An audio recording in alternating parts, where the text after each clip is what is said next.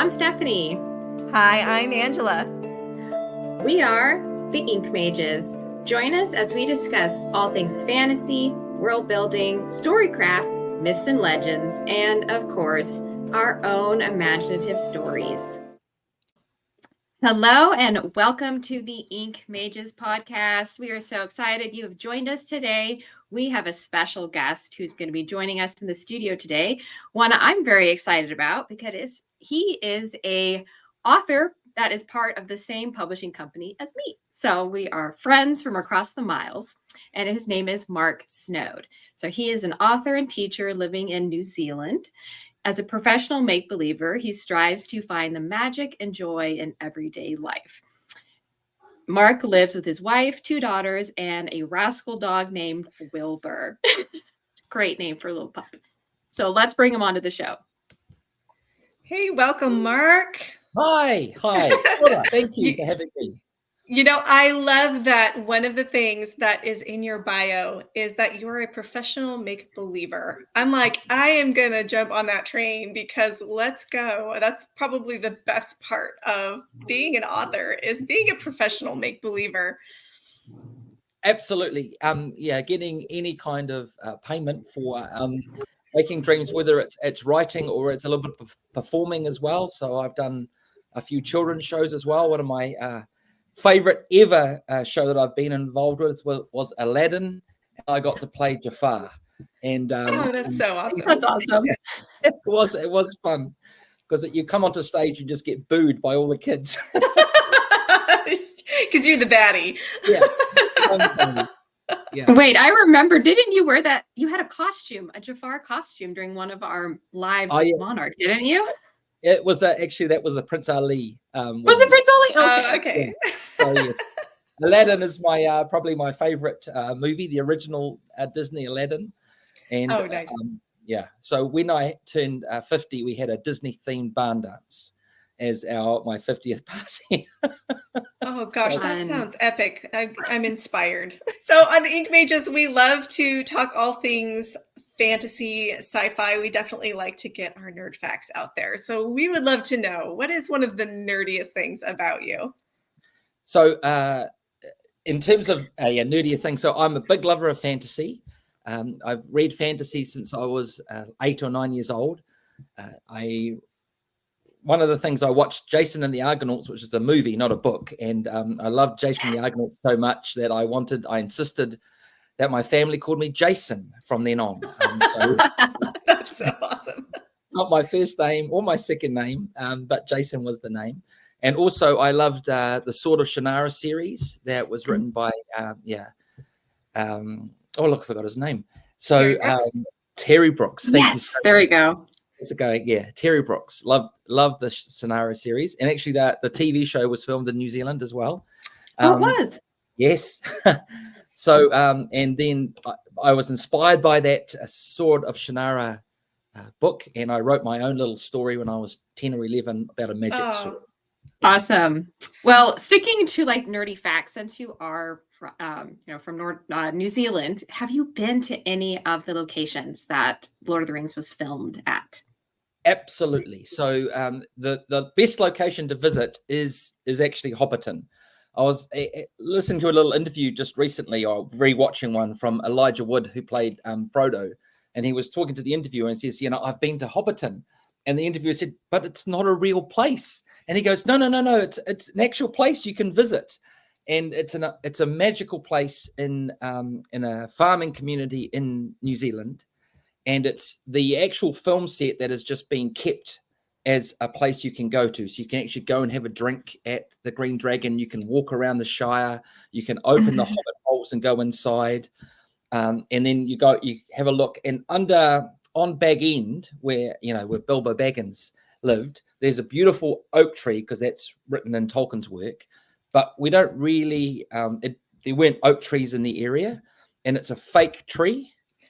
So it looks incredibly real, and it's got about a couple of thousand leaves on it. And the art person, one of the art department people in the Lord of the Rings movies, had to hand place all one of those 2,000 leaves. Wow. But And it's amazing too, because you're in this big farming area, and it's Hobbiton, and it just looks like you've got, you know, the little creek, you've got the mill, you've got the Hobbit hole, got all that as you see in the movies. And you look around and you can't actually see any evidence of any modern life anywhere. Wow. So there's no roads in the distance, there's no, you know, power lines, there's nothing. So yeah, Peter Jackson. Talk about being transported then. Like all of a sudden you've stepped into the world of Tolkien. Yes. Oh, that's on my bucket list for sure. Oh, it is mine too. Yeah. And then, of course, there are some other places in Aotearoa, New Zealand. And I call it Aotearoa because that's the indigenous Māori name for it. And Aotearoa means land of the long white cloud. Yeah. So there are many places that you see. I know I speak to a few people from the States, and they say, oh, they've seen the Lord of the Rings movies, and those mountains aren't real, are they? They're CGI'd. And I said, no, those are actually our real mountains. You can go to the South Island of New Zealand and see those mountains. And they went, no, that's not true. And then they actually come and they visit there and they go, oh my goodness, they are. They're actually, they look like that. Yeah. So you can wander around that, the beauty of the landscape that is there. It's almost as if Tolkien was writing about Aotearoa, New Zealand when he wrote Middle Earth and some places. Yeah. Not the Mordor part, but yeah. Yes. Those mountains are breathtaking. So it just, all the different locations make me want to come visit. So yeah. I think it'll be a wonderful place. Yeah. A wonderful place for a writing conference, or go on tour. Yes. Ink Majors on tour. Have a little van. Yes. Drive around. Sounds fantastic. Locations. Here we are reporting live from Hobbiton and having a, there you go. Now we need to make this happen. I know. I'm game. Yeah. All right. Well, we could honestly talk Lord of the Rings the whole time, but let's dive into your writing and your wonderful book, Maggie and the Mountain of Life, or of Light. Yes. And and so talk like what your writing journey was, how you first started writing. Wonderful. I'd love to. So as I said, my first little writing foray was writing about a magic sword when I was little, and I put it into my elementary school kind of competition, and I won it. I won a little prize, and quite a weird thing. I know, not necessarily that weird, but I got a book prize, and I got myself a Bible. That was a prize I got, and other people looked at me and looked weird, like, what are you doing? Anyway, and so I've always been a fan of fantasy, and I started writing a different book. It was kind of, this is not published, but this is a book I started writing, Redemption's Fall, and this is a fantasy story that's kind of based on the story of Gideon. And we were just talking about Gideon right before you got on. Yeah. Wow. I was just really inspired by the idea of this. There's an angelic warrior turns up to Gideon and says, "Rise up, a mighty man of valor." And Gideon goes, "What? Me? No." I'm a nobody from a family of nobodies, and you got the wrong person. And then he tests God not once but twice, you know. And I've written it from a little bit of one of the characters in the book is an angel called Azrael, who is just mystified by this human's responses all the time. And so I've taken that as a kind of the root of a story and tried to craft it, and it was definitely been a passion project for me. And I had some really lovely feedback initially about it, but then it's probably with fantasy and readers of fantasy, if you're an experienced fantasy reader, you can get the multiple point of view, a little bit of discomfort about not knowing what's happening, flicking back to the map and going, oh, where are we? Oh, we're here. Oh, who's this person? Oh, that's that person. You know, you kind of love that, but people who aren't into fantasy that much struggle to get into that, you know. And so that's true. The feedback I got on it, including from Jen, bless her, was that maybe you've got too many characters and also not enough, too many non-YA voices. Because I was trying to think it's a YA kind of thing, and I was going, oh yeah, okay, because Lord of the Rings, is that a YA? Is it a fantasy? Because fantasy kind of part crosses over their genre, you know. It does. It the does. age brackets. Yes, it does. Yeah. So anyway, I took that feedback on, and I was getting it. And you're in the querying trenches, as I'm sure you know, and you're querying away, and you query, and you have things like loved it, but great writing, but love the concept, but all of that sort of stuff. I know. And so then I'm a teacher, so I'm on study leave this year. Yay, thank you. Yay. But one of my students was a refugee from Afghanistan. And he said to me, sir, why don't you give our diamond back? And I went, what? Because I was actually born in England, so I'm English, although I've been in New Zealand most of my life. And I said, what diamond? And he said, well, the diamond that you've got on the Queen's crown in the Tower of London, that belongs to us. And then I thought, and then I did some research about it. And lots of research about what this diamond is and where is it and how it appeared. And then I had a thought of, what if that diamond, because it was a fascinating history, if you actually do research the history of the Mountain of Light, it's actually called the Mountain of Light, that's its real name, or it's called the Koh-i-Noor diamond, and Koh-i-Noor is Persian for Mountain of Light. Wow. It was said to be cursed.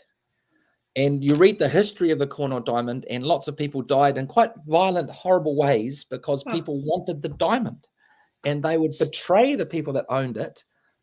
Just like a bit like the ring. The ring. Yeah. There you go. People wanted that. And I had the thought, what if that diamond actually didn't belong in this world?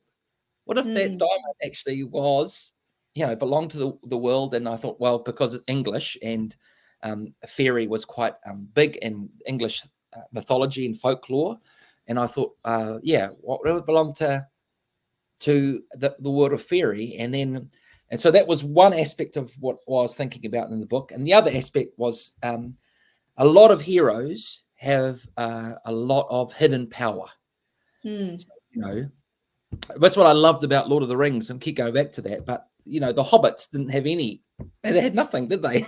They liked second breakfast and 11 teas and afternoon tea, and they, they liked the quiet life. So they weren't powerful people, right? And yet they changed the world.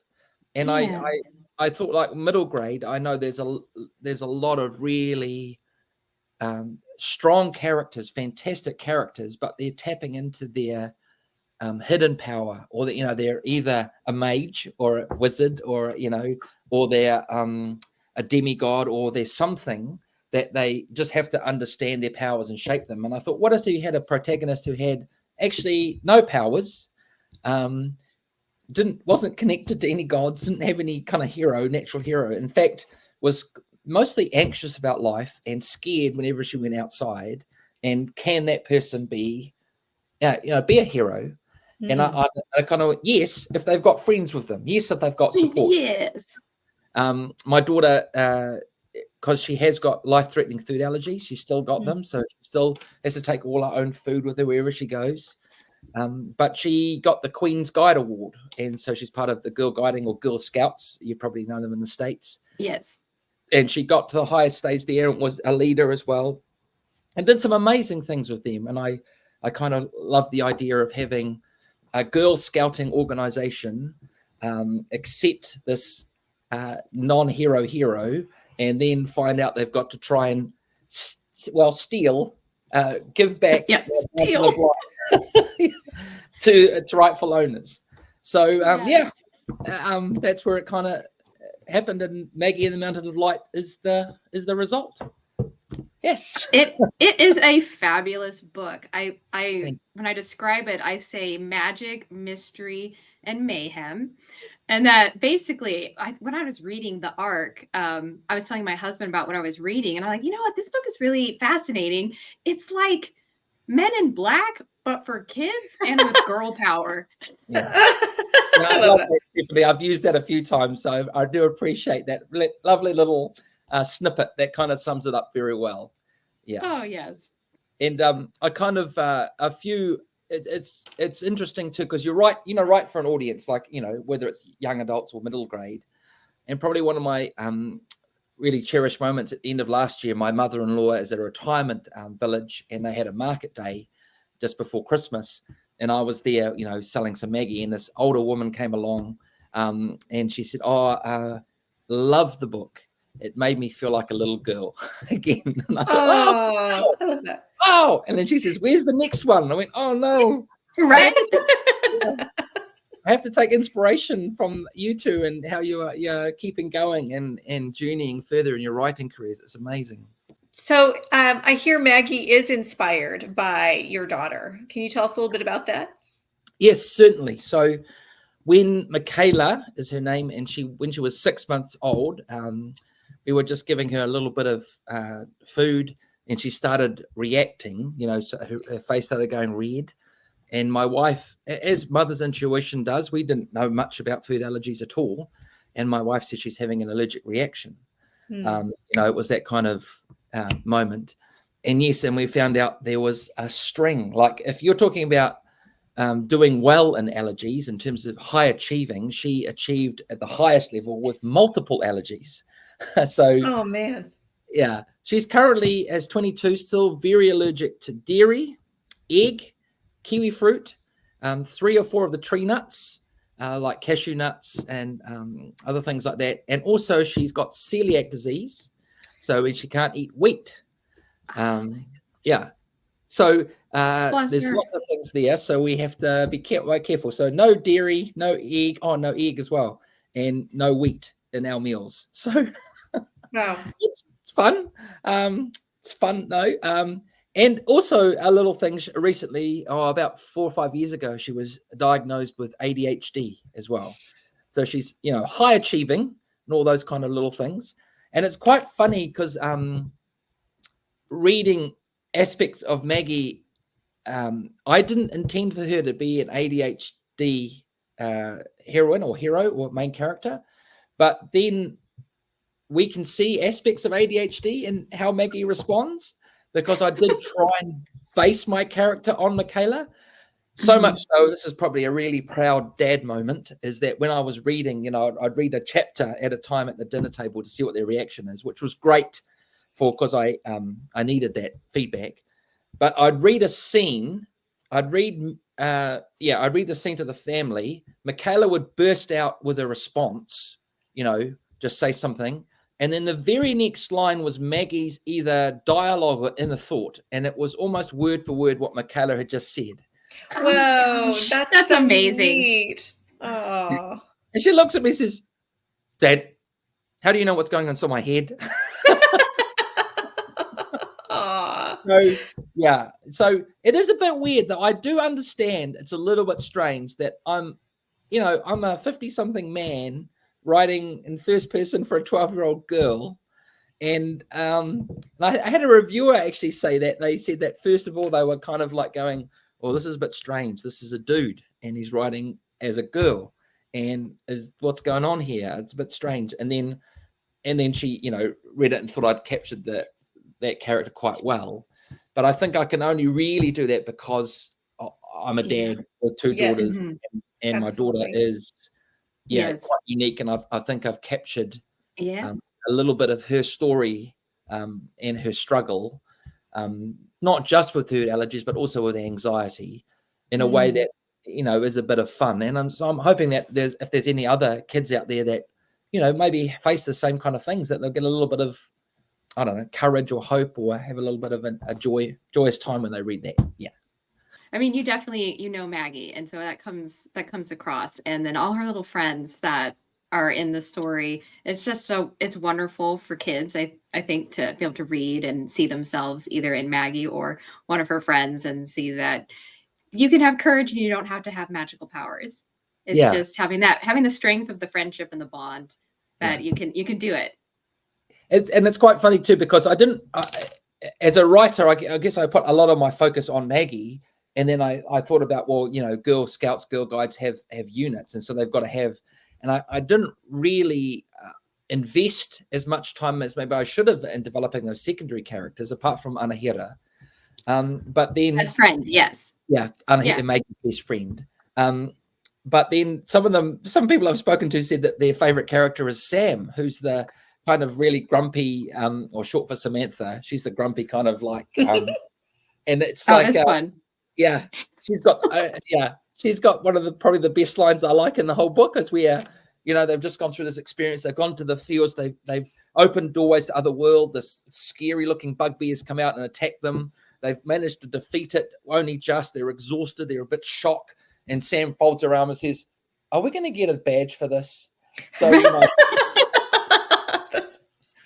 I kind of like, you know, she doesn't not impressed by lots of things, but because Maggie's a very big fangirl, you know. That's what I love too, bringing a whole lot of like references to Disney and to movies in the book. And I know that was an interesting question that Jen asked me. She said, "Well, are we allowed to do that?" Because I know that another middle grade writer in Monarch chose to create a fake kind of movie and put that movie on her T-shirt. Oh, yes. Yeah.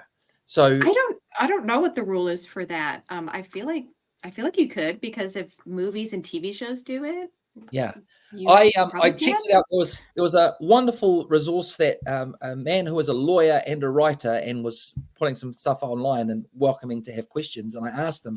He said, as long as it's in a positive light. Oh, So if it's in a positive light, you can reference it, and it's also as long as you're not taking big chunks of it, you know, and reproducing it. that makes sense. That makes sense. Yeah. So like. Okay. And I hope, because Maggie loves, you know, she's a big Lord of the Rings fan. He has to be. Now, there are two characters I want to know more about, and that is I see if I can say his name right, but Tealwith and Teg. Right. These characters steal the show. They are a hoot. They're hilarious, and they love football. So. Yes.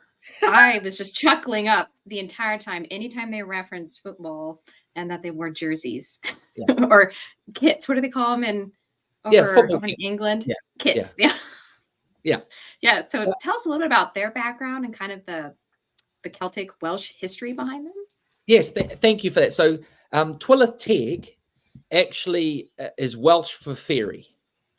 So if you search Twyleth Teg, then that will say that's the Welsh name for the fairy people. And I thought, once I had the idea that the Mountain of Light didn't belong in our world, it belonged to the world of fairy, then it was like, well, okay, how do you now connect that? And I wanted to make it fun and, you know, a bit of silliness, but, you know, also a bit serious, because if you talk about fairy, there's a whole lot of kind of things you can get about the darkness. And you can get, you know, the things that in the history and folklore of England, it was like, you've got to be careful. They're tricksy. You know, they can take human babies away. So I wanted to have a couple of characters that were kind of, the intention behind them were that they'd been observers of the human world and interacting with the human world for quite a long time, whereas the rest of the fairy world had withdrawn. And they'd become fans of things that are human.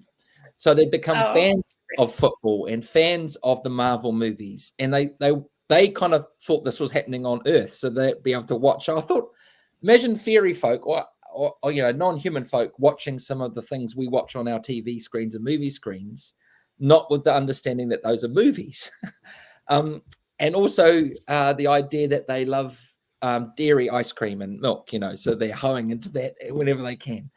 So, and it was just this kind of juxtaposition of this real scary kind of crazy moment where, you know, Maggie is confronted with creatures from another world, which would typically freak her out completely, because, you know, this world freaks her out enough. But then they're wearing football shirts. And again, that's one of my favorite lines when Lady Marie, who is the leader of the Wayfinder Girls unit, says to Maggie, who are you talking to? And what are they doing? And she says, oh, they're currently arguing whether Messi or Ronaldo would score the most goals against Groot. And I just think that one line just seems completely nonsensical. Ridiculous. Yeah, but it's fun. And it's like, what are you talking about? You know? And that's where Twyleth and Teg, you know, unknowingly are easily led astray by a more powerful force in fairy, because they are a little bit simple and they've got a little bit close to the human world. You know, they're tricksy in that they do trick Maggie, but then and you kind of sometimes going, are they that good? Are they that bad? Are they working for, you know? But then they're creatures of fairy, so they don't actually follow the same necessary rules as us. And I just, there's moments where I kind of love them trying to make sense of the human world. And it's going, like when you have fake gnomes in your garden and you're going, what? What? And the Welsh bit is just because I think I wanted to have the story anchored in kind of the folklore and history of England. And some of the oldest residents of England have kind of moved into Wales. So, they were England was attacked so many times and they kept going further inland and inland. And just like, I'm not that good at doing a Welsh accent. My father was actually born in Wales because he was evacuated when my grandmother was pregnant from London during the Blitz and the bombing. And so he was actually born in a little Welsh village.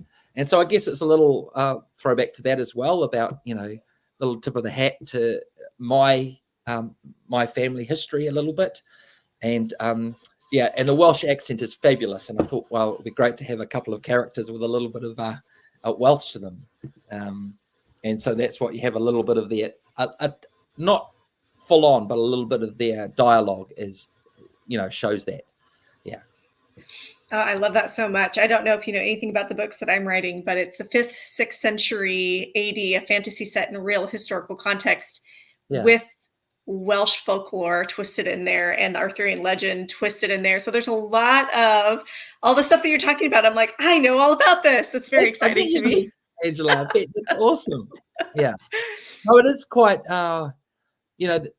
what I really love is kind of digging down into that. And even you have these kind of weird things, like at Tower of London, that it said that there must be 6 ravens at every time or else the kingdom will collapse. And you go like, what?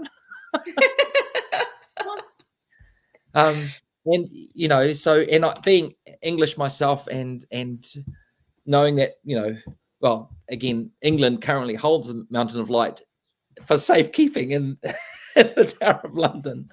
And it's there's a lot of magic in there, and there's as you said, Angela, there's lots of stuff in that history, that mythology, that folklore that kind of appeals to us today. Yeah. It's absolutely my favorite. I don't get tired of digging into those histories and mythologies and just finding out all of the goods. I imagine one day, because there's so much folklore even about giants, I'm like, I'm going to have to write a book about giants at some point. Give like this real fantasy about the real history of where giants came from and why you don't see them anymore. But they maybe do still exist. I always like that kind of flair when it comes to storytelling. So super fun for me. So on that subject, tell us a little bit about the magic system in your story. Like, how does that lore kind of all come together and the magic happen in your story? Yeah, so it's a good question, because I don't really give a lot of explanation of that system and the magic, because I'm trying to go through Maggie's point of view. And so for Maggie, she's, or even like the other guardians that are there, the girls that are there, they're kind of like, what are these things that we're using and how do they work? And Lady Marie's even like, well, actually, I'm not really sure. And that's because they originate from the world of fairy. So the magic system that is utilized is from another world. So it's that tricky thing to say, like, do you give full explanation of how that magic works, but then it's the point of view of the humans who won't understand it. And it's not from the point of view of Twilith and Tig, who probably themselves actually wouldn't understand it that much either. And so it's that kind of idea of when you have something like from the fairy world, there's lots of things you can do, and you can tap into folklore as well, and the ability to disappear, the ability to move objects, the ability to do things. It's kind of open for it, but it's not really centered in like logic or in like rules. Saying, well, rules, because they're operating probably at a different dimension or different world, and so they bring their own powers, and so but their powers are critical for for the scene at the Tower of London, for example. So they're unable, the girls would be unable to accomplish their goal without that magical help, but then we're not really sure how that magic works. So I don't explain it. I leave it in the imagination of the reader. And also, so Maggie's, it kind of helps a little bit for her you know, her ongoing anxiety, or helps build that anxiety, because she goes, well, what are these things? And of course, then one of them doesn't work. So, and then other things. And so, yeah. It works, you know, sometimes Mhm. leaving the mystery, it just lends power to the story, and especially because it is all from Maggie's perspective. Yes. We as the reader don't need to have it necessarily explained, because she doesn't know. So we're just like, all right, we're just gonna go with it and hope it works. And it's like that in fantasy. I feel like, you know, high fantasy and a lot of the fantasy that we have, including Tolkien, you know, where does Gandalf's power come from? You know, that's Right. never ever explained. It's never explained, No. really. He's And got like an open magic system. Like there's Yeah. not necessarily rules, No. and we don't need to know them. We're just No. like, it's Gandalf. He's a wizard. He can just do he's his a wizard. magic. Yeah, so that's that kind of thing there, that you kind of realize that, and there's some other things like that in other fantasy books. Whereas then there's also great fantasy books that have really clear magic systems. I think of Mistborn series by Brandon Sanderson. You know, Yes. really detailed and clear and thought out, and you can see, and you know, all that kind of work that's gone into this metal gives this power to do this, and these combination of these metals do this. You know, Yes, it's brilliant. Wow. Yeah, that's a lot of work. So I didn't do that for this one. Yeah. Okay, so what's next for you? Because I know this is going to be a series, and so what's the name of the next book of the series that you're working on? Thank you for asking. And so, yes, I did actually do the prologue of the second one at the end of the first one. And some people have said, oh, they weren't sure about it, because they were it took the people a little bit of away from where I was, maybe what the intent of the first story was. But the second story intends to be Maggie and the cosmic landfill. The idea is that the Mountain of Light had magical powers in our world that actually kept some of the doorways to other worlds closed. So removing the Mountain of Light meant that some of those other doorways started to open. Wow. And the first doorway that's going to open is a doorway that this is probably my humor coming out more than anything, which people may not get, is that, you know, the Bureau of Cosmic Waste Management has a cosmic waste problem and doesn't know where to dump its rubbish. and it keeps getting in problems about dumping worlds worth of rubbish. And then they realize, and then this poor administrator, who is getting completely flustered and frustrated, is told that, oh, there's another portal just open. And they go, where on earth? What the heck? And then they investigate it. They realize, oh, good, we can dump all of our rubbish through that portal on Earth. Oh my gosh. That's no. And then the idea is, but the world's inhabited. Oh, it's all right though, because they don't care for their planet. So the whole idea is that Maggie and her team have one day. So it's going to action's going to happen in one day. Wow. One day to prove to the Bureau of Cosmic Waste Management that actually there are humans that actually actively care for their planet, and therefore you can't dump all your rubbish on it.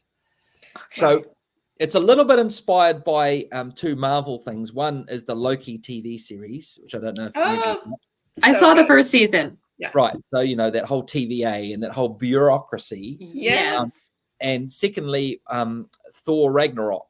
And Thor Ragnarok on the planet where all that stuff is just being dumped on the planet, you know, from open portals in the sky and being dumped. And so, yeah, so it's going to start, and I've only just really started that, so I need to do it myself. It's good to get some inspiration and to start. And Maggie gets woken up by Twilith and Teague, appearing in the yes. Are they gonna appear again? Yeah, totally. So that's what I think confused a few people with that prologue. So that where are we going now? Who is this person? There's, you know, if you're not a big fan of fantasy, you want to stick with one main storyline, as opposed to multiple different storylines. You're trying to work it all out. Yes, so Twilith and Teague will wake Maggie up and be like playing with toys in her room, like a Lego and other things, and other things there, and then let her know that, oh, you, by the way, there's this notice that you might have a day to save the world again. Pressure's on. That's gonna be great for her anxiety. Yeah, great for our anxiety. And also the other thing is probably the girls are going to have to do it without Lady Marie's help. So that's the next challenge, to say that Lady Marie may be actually busy. She may be explaining to the current ruler of England why they maybe did what they did. And, and so the girls have to do it without the help of the adult they've kind of relied on, and that actually add in some dynamics as well. And we'll probably go a few more places. So my intention is that they'll go through a portal in London. They'll be dumped in a portal in Nevada. So they'll end up in the States. And I'm hoping they'll get arrested. Some military or FBI agents who go, where did you guys come from? What are you doing here? And that's the stuff. And then somehow, again, the magical system is not going to be that completely well explained. They're going to end up in Aotearoa, New Zealand. And I'm going to have a little bit of the idea of using the indigenous people of New Zealand, the Māori. And I only just recently found out that they are very open, or aware of, in fact, in their creation folklore, they have multiple worlds as part of their understanding. And they have fairies as well. They've got a special name, and they have little fairies of the forests. Neat. So I'm going to hopefully bring in a little bit more about that indigenous Māori thinking and folklore, and they very much so, the Māori people have this sense of they are guardians of the earth. So if you speak to a Māori person, they will talk about what mountain is sacred to them, what river or water is sacred to them, and they will be able to trace their ancestry back hundreds and hundreds of years, and their oral ancestry. So hoping to bring a little bit of that in as well. So it's quite it's a bit more ambitious than the first one, and that's probably why I'm still a bit going, I feel like that's how it is with the first book. It seems focused, and then we expand a little bit, and it's like, oh gosh, I've expanded too much, and there's so much I can pull from. So how do I tie it down and get it written? But you've got a lot of great ideas, and I'm already excited because I know it's going to be lots of laughs, and it's going to have lots of cool folklore in there that I'm really going to enjoy. Cool. Thanks, Stephanie. Yeah, I'm definitely excited to pick up the copy of your book and read it to my kids, and looking forward to the next one because it sounds really like a good time. What advice would you have for someone who is wanting to write a book and get published? Great question, and a difficult question to answer, isn't it, at times? So for me, my journey definitely was wanting to write something and investing a lot of time and effort into writing that and doing what I can. I do feel like I am living at the end of the world. It is beautiful, and it is Middle Earth, but it is a long way away. So, to go to things like conferences or workshops or getting into groups is a little bit harder for me. So that's certainly advice I would recommend to someone, is to look what support you can get on your writing journey, wherever it is. So is there a writing group you can be part of, a critique group, or a workshop or a conference you can go to? Because believe me, it's if you've got something that's within driving distance for you, then grab it or take it, because it can be quite lonely experience. It can be quite difficult, and sometimes you need that encouragement, because like with everything, I don't know if you're like this, Angela and Stephanie, but you read something, sometimes you've written, you go, oh, that's terrible. How was I thinking? Oh my goodness. And then sometimes you read, oh, that's actually quite good. I did quite well on that. And it's that that's in between, hey. It's like this, and sometimes you just need someone to say, hey, you're doing well, keep going. Yeah. We have there is a writer in Aotearoa, New Zealand, called C.K. Stead. And he is like in his mid-70s. And a couple of years ago, he won an international short story writing competition.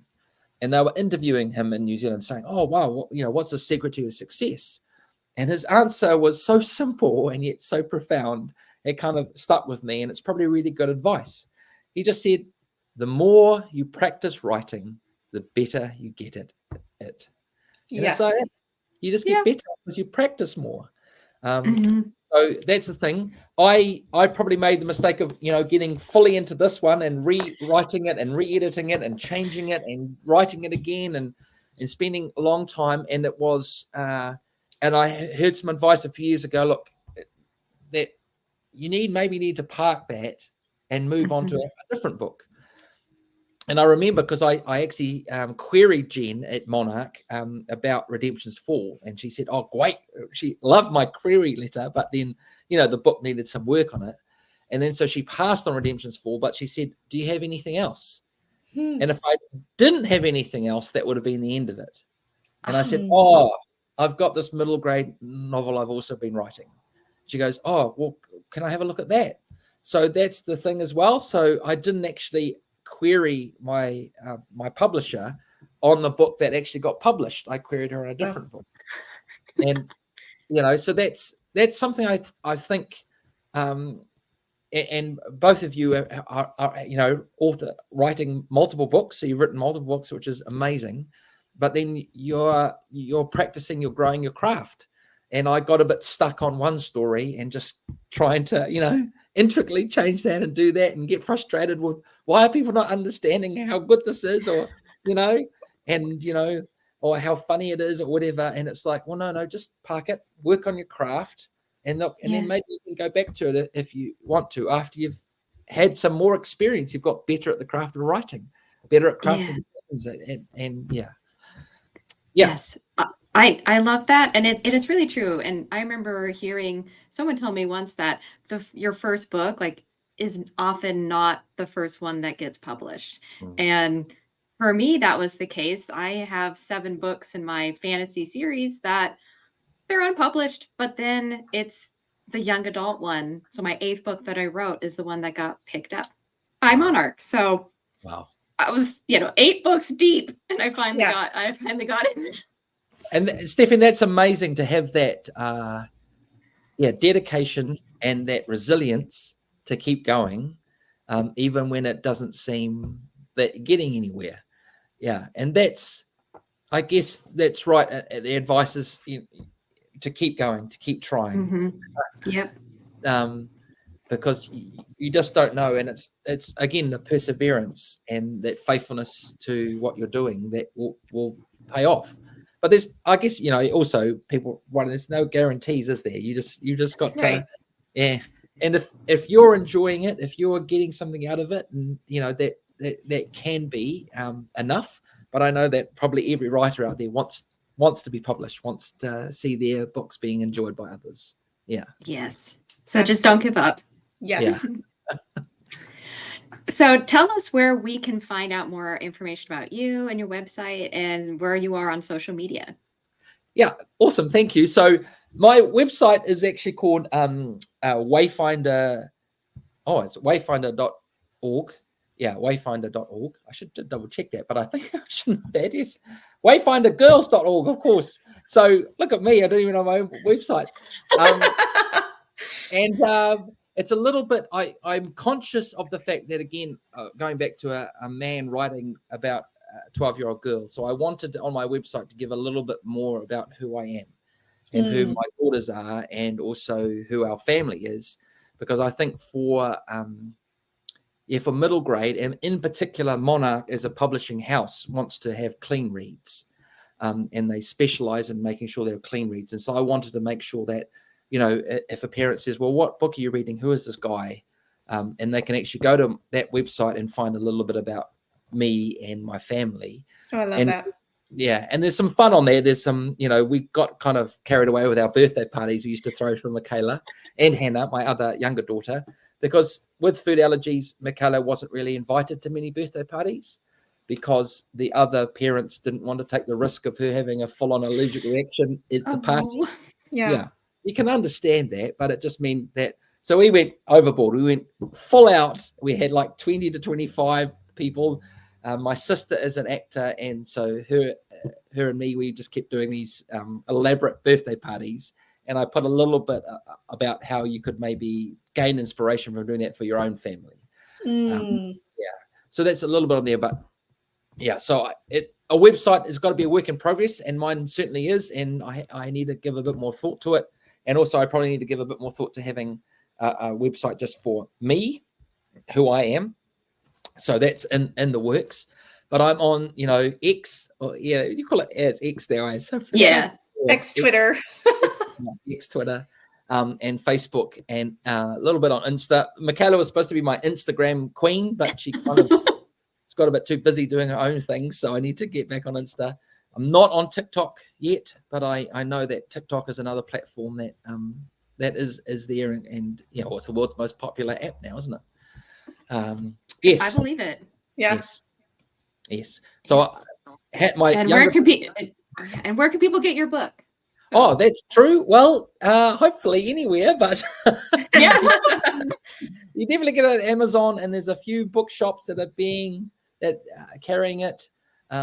Yes. So if you're in Aotearoa, New Zealand, I don't know if you have any listeners or watchers from New Zealand, but there is a few bookshops here. Or you can get a copy from me, just turn up my house. But probably Amazon at the moment is probably the easiest place to get it. Yeah. Okay. Mark, it has been so fun having you on the Ink Mages today. Just delightful having a conversation with you all about your fantastic book and your love of Lord of the Rings and of your beautiful daughters. And it's just so wonderful having you on the show.